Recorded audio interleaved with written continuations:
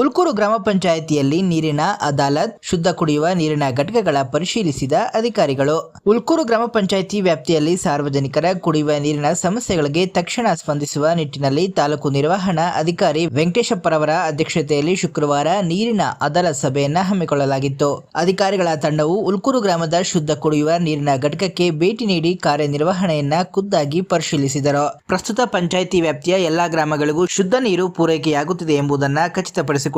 ಇನ್ನು ಬೇಸಿಗೆಯ ತೀವ್ರತೆ ಹೆಚ್ಚುತ್ತಿರುವುದರಿಂದ ಅಂಗಳ ಗ್ರಾಮದಲ್ಲಿ ಜಾನುವಾರುಗಳಿಗಾಗಿ ನೀರಿನ ವ್ಯವಸ್ಥೆಯನ್ನ ಪರಿಶೀಲಿಸಲಾಯಿತು. ಯಾವುದೇ ಕಾರಣಕ್ಕೂ ಜಾನುವಾರುಗಳಿಗೆ ನೀರಿನ ಕೊರತೆಯಾಗದಂತೆ ಮುನ್ನೆಚ್ಚರಿಕಾ ಕ್ರಮ ವಹಿಸಲು ಅಧಿಕಾರಿಗಳಿಗೆ ಸೂಚನೆ ನೀಡಲಾಯಿತು. ಈ ವೇಳೆ ಮಾತನಾಡಿದ ಕಾರ್ಯನಿರ್ವಹಣಾ ಅಧಿಕಾರಿ ವೆಂಕಟೇಶಪ್ಪರವರು, ಕೆಜಿಎಫ್ ತಾಲೂಕಿನಲ್ಲಿ ಒಟ್ಟು 165 ಶುದ್ಧ ಕುಡಿಯುವ ನೀರಿನ ಘಟಕಗಳು ಕಾರ್ಯನಿರ್ವಹಿಸುತ್ತಿವೆ. ತಾಂತ್ರಿಕ ಕಾರಣಗಳಿಂದ ಸ್ಥಗಿತಗೊಂಡಿರುವ ಘಟಕಗಳನ್ನು ಆದ್ಯತೆ ಮೇರೆಗೆ ದುರಸ್ತಿಗೊಳಿಸಿ ಸಾರ್ವಜನಿಕರಿಗೆ ಲಭ್ಯವಾಗುವಂತೆ ಮಾಡಲಾಗುತ್ತದೆ ಎಂದು ತಿಳಿಸಿದರು. ಈ ಸಂದರ್ಭದಲ್ಲಿ ಉಲ್ಕೂರು ಗ್ರಾಮ ಪಂಚಾಯಿತಿಯ ಆಡಳಿತಾಧಿಕಾರಿ ಹಾಗೂ ಬಿಒ ನಾರಾಯಣಸ್ವಾಮಿ, ಪಂಚಾಯಿತಿ ಅಭಿವೃದ್ಧಿ ಅಧಿಕಾರಿ ಶ್ರೀನಿವಾಸ ಮೂರ್ತಿ, ಕಾರ್ಯದರ್ಶಿ ವೆಂಕಟೇಶ್, ಕೃಷ್ಣಮೂರ್ತಿ, ಪಂಚಾಯಿತಿ ಸಿಬ್ಬಂದಿ ವೆಂಕಟರಾಮಪ್ಪ, ರಾಜಪ್ಪ ಸೇರಿದಂತೆ ಮುಖಂಡರು ಹಾಗೂ ಗ್ರಾಮಸ್ಥರು ಉಪಸ್ಥಿತರಿದ್ದರು. ಮಾನ್ಯ ಜಿಲ್ಲಾಧಿಕಾರಿಗಳು ಮತ್ತು ಮಾನ್ಯ ಮುಖ್ಯ ಕಾರ್ಯನಿರ್ವಹಣಾಧಿಕಾರಿಗಳ ಆದೇಶದ ಮೇರೆಗೆ ನಮ್ಮ ಕೋಲಾರ ಜಿಲ್ಲೆಯಲ್ಲಿ ಈಗ ಸರ್ವಸಾಮಾನ್ಯವಾಗಿ ಈ ವರ್ಷದಲ್ಲಿ ಈ ಒಂದು ಬಿಸಿಲು ಕಾಲ 3 ತಿಂಗಳು ಬಿಸಿಲು ಕಾಲ ಇದೆ ಅಂತ ಏಪ್ರಿಲ್, ಮೇ, ಜೂನ್ವರೆಗೂ ಮಳೆ ಅಭಾವ ಇರೋದ್ರಿಂದ ಜನರಿಗೆ ನಾವು ಒಂದು ನೀರಿನ ಅನುಕೂಲ ಮಾಡಬೇಕು ಅಂತ ಹೇಳಿಬಿಟ್ಟು ಈಗಾಗಲೇ ತಮಗೆಲ್ರಿಗೂ ಗೊತ್ತಿದೆ, ಈ ಕಂದಾಯ ಅದಾಲತ್ ಅಂತೇಳಿ ನಾವು ಮೊದಲು ರೆವಿನ್ಯೂ ಡಿಪಾರ್ಟ್ಮೆಂಟಿಂದ ಮಾಡ್ತಾ ಇದ್ದಿದ್ದು ಗೊತ್ತಿರುವಂಥ ವಿಚಾರ. ಆದರೆ ಈಗ ಮಾನ್ಯರ ಆದೇಶದ ಮೇರೆಗೆ ನೀರಿನ ಅದಾಲತ್ ಅಂತೇಳಿ ಹೊಸದಾಗಿ ಈಗ ಮಾಡಿದ್ದಾರೆ. ಈಗಾಗಲೇ ನಾವು ನೀರಿನ ಅದಾಲತ್ ಕಾರ್ಯವನ್ನು ನಾವು ಎಲ್ಲ ಗ್ರಾಮ ಪಂಚಾಯಿತಿಯಲ್ಲಿ ಕೂಡ ಪ್ರಾರಂಭ ಮಾಡಿದ್ದೀವಿ. ಏನಪ್ಪ ಅಂತಂದರೆ ಜನರಿಗೆ ಒಳ್ಳೆಯ ಒಂದು ಶುದ್ಧ ನೀರನ್ನು ನಾವು ಕೊಡಬೇಕು ಅನ್ನೋ ಒಂದು ಮೂಲ ಉದ್ದೇಶದಿಂದ ಈ ಒಂದು ಅದಾಲತನ್ನು ನಾವು ಅಲ್ಲಿ ಒಂದು ಗ್ರಾಮ ಪಂಚಾಯತಿ ಮಟ್ಟದಲ್ಲಿ ಒಂದು ಕಮಿಟಿ ಮಾಡಿದ್ದಾರೆ.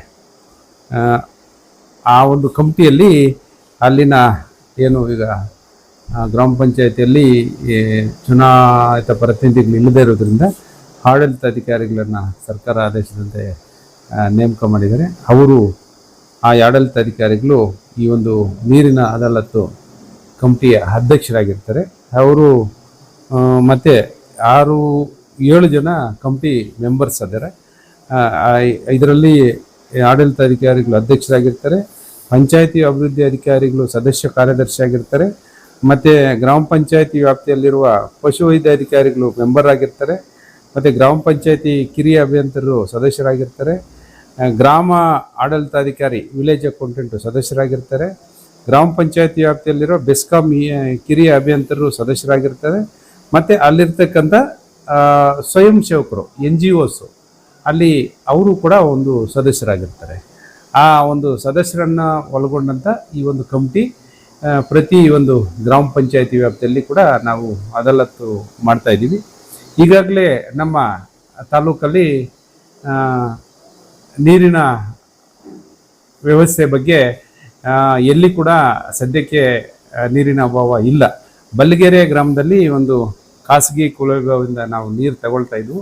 ಇತ್ತೀಚೆಗೆ ಅದನ್ನು ರೆಡಿ ಮಾಡಿ ನಾವು ಈಗ ನಮ್ಮ ಸರ್ಕಾರ ಬಾವಿಯಿಂದನೇ ಕೊಡ್ತಾ ಇದ್ದೀವಿ. ಮತ್ತು ಟ್ಯಾಂಕರ್ ಕೂಡ ಎಲ್ಲಿ ಕೂಡ ಟ್ಯಾಂಕರಿಂದ ಕೂಡ ನಾವು ಸರಬರಾಜು ಮಾಡ್ತಾ ಇಲ್ಲ. ಯಾಕಂದರೆ ನಮ್ಮ ಅಧಿಕಾರಿಗಳು, ನಮ್ಮ ಆಡಳಿತಾಧಿಕಾರಿಗಳು ಏನಿದ್ದಾರೋ ಅವರೆಲ್ಲ ಕೂಡ ಗ್ರಾಮ ಪಂಚಾಯತಿಗೆ ಇಮಿಡಿಯೇಟು ಅಲ್ಲಿ ಏನೇ ಪ್ರಾಬ್ಲಮ್ ಬಂದರೂ ಕೂಡ ಅಲ್ಲಿ ಹೋಗಿ ಈ ಒಂದು ಪ್ರಾಬ್ಲಮ್ಮನ್ನು ಸಾಲ್ವ್ ಮಾಡುವಂಥ ವ್ಯವಸ್ಥೆ ಅವ್ರು ಮಾಡ್ತಾಯಿದ್ದಾರೆ. ಈಗಾಗಲೇ ಮಾನ್ಯರ ಜಿಲ್ಲಾಧಿಕಾರಿಗಳು ಮತ್ತು CEO ಅವರ ಆದೇಶದಂತೆ ನಾವು ಪ್ರತಿಯೊಂದು ಗ್ರಾಮ ಪಂಚಾಯತಿಯಲ್ಲಿ ಕೂಡ ಒಂದು ಕಂಟ್ರೋಲ್ ರೂಮ್ ಅಂತೇಳಿ ನಾವು ಮಾಡಿದ್ದೀವಿ. 24/7 ಅಂದರೆ ಏನೇ ಒಂದು ಅಲ್ಲಿ ಸಮಸ್ಯೆ ಬಂದರೆ ಆ ಒಂದು ಕಂಟ್ರೋಲ್ ರೂಮ್ಗೆ ಒಂದು ಪಬ್ಲಿಕ್ಕಿಂದ ಕರೆ ಮಾಡಿದರೆ ಅದನ್ನು ಇಮ್ಮಿಡಿಯೇಟ್ ಹೋಗಿ ಸಾಲ್ವ್ ಮಾಡುವಂಥ ವ್ಯವಸ್ಥೆಯನ್ನು ಮಾಡಿದ್ದೀವಿ.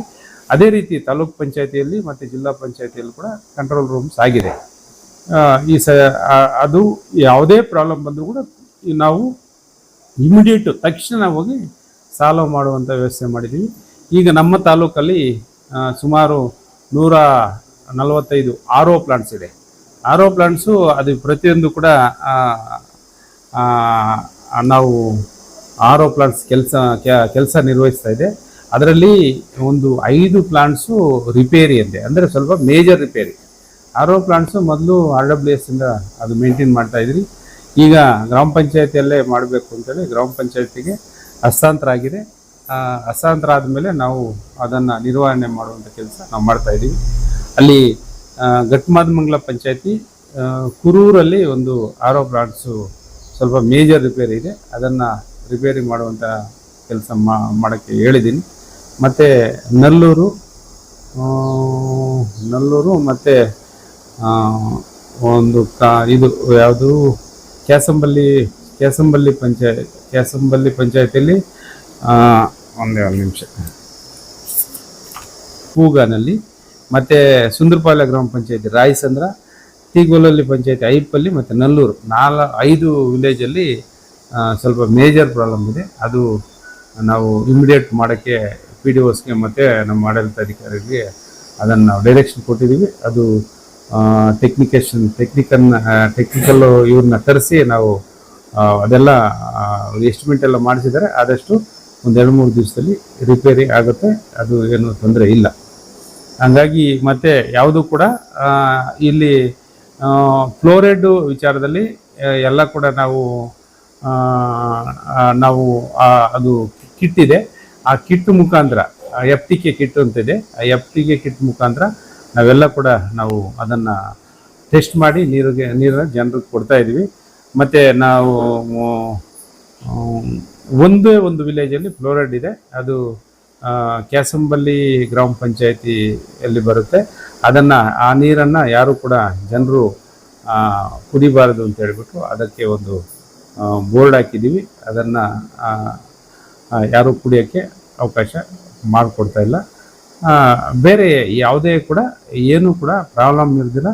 ನಾವು ಎಲ್ಲ ನಮ್ಮ ಗ್ರಾಮ ಪಂಚಾಯತಿ PDOಸು, ಗ್ರಾಮ ಪಂಚಾಯತಿ ಸಿಬ್ಬಂದಿ, ನಾವು ಆಡಳಿತಾಧಿಕಾರಿಗಳು ನಾವೆಲ್ಲ ಕೂಡ ಎಲ್ಲ ಮುತುವರ್ಜಿ ವಹಿಸಿ ಈ ನೀರಿನ ಒಂದು ಏನು ಅಭಾವ ಇದೆ ಅದನ್ನು ನಿವಾರಿಸುವಂಥ ಕೆಲಸ ನಾವು ಈಗಾಗಲೇ ಮಾಡ್ತಾಯಿದ್ವಿ.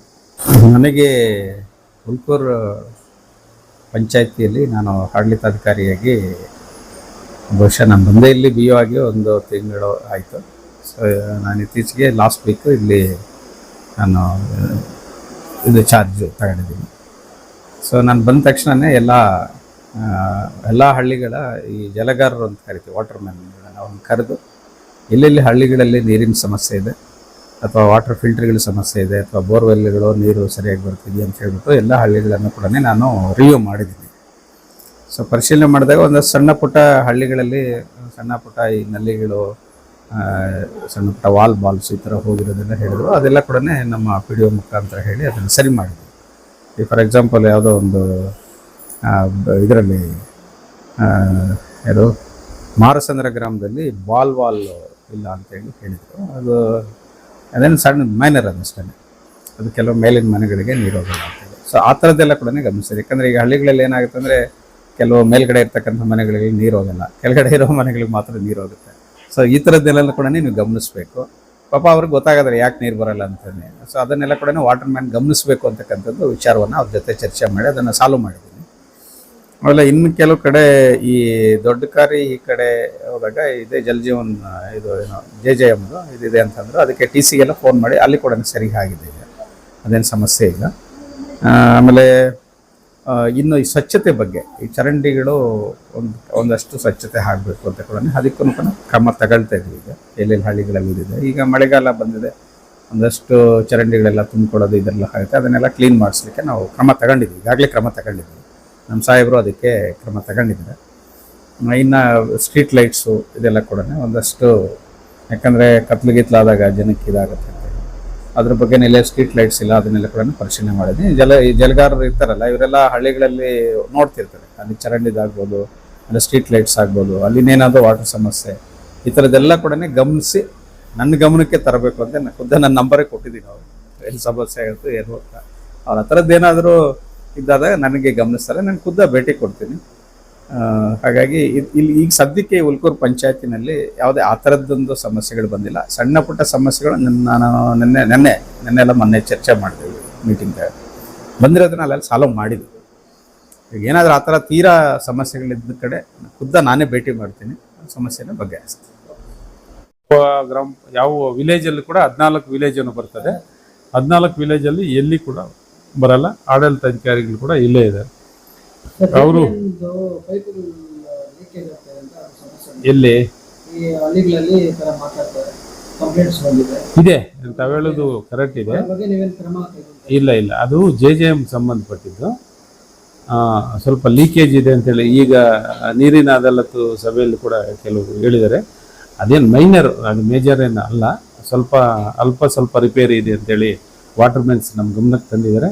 ನಾನು ಈಗಾಗಲೇ ನಮ್ಮ ಇವರು RWS ಶಿಕ್ಷಣ ಆಫೀಸರ್ನ ಕರೆಸಿದ್ದೀನಿ. ಅವರು ಬೇರೆ ಪಂಚಾಯತಿಯಲ್ಲಿ ಬರುತ್ತೆ, ಮಂಡೇ ಬರ್ತಾರೆ.